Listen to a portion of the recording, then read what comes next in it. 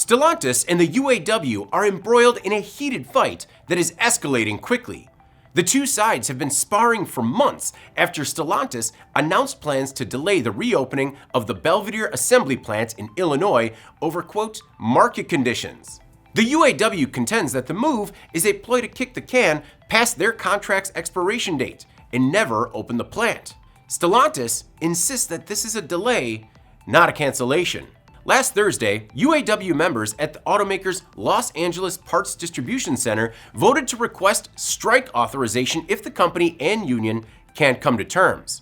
While several UAW locals have filed grievances against the company since August, LA is the first to take it to the next level. The union says Stellantis has violated product and investment commitments and threatened more strike authorization votes.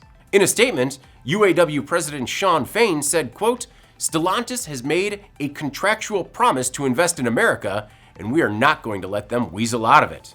Last year, the union won $19 billion in investment commitments and the ability to strike if the company fails to keep those promises.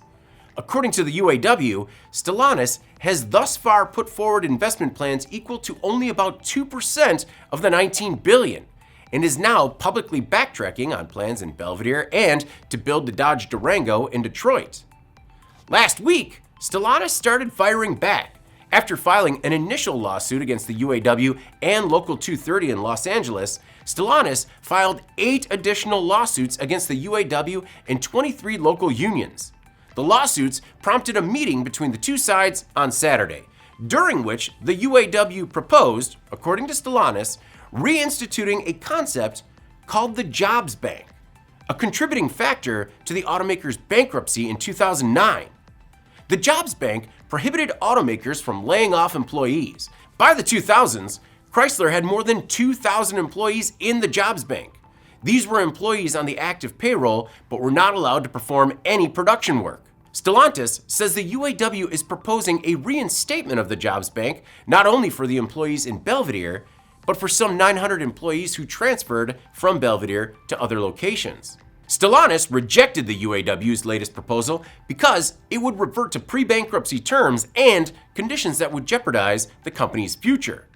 Stellantis admitted that the situation in Belvidere remains, quote, extremely unsettling for employees, but noted that employees were placed on temporary layoffs, still earning 74% of pay and full healthcare benefits.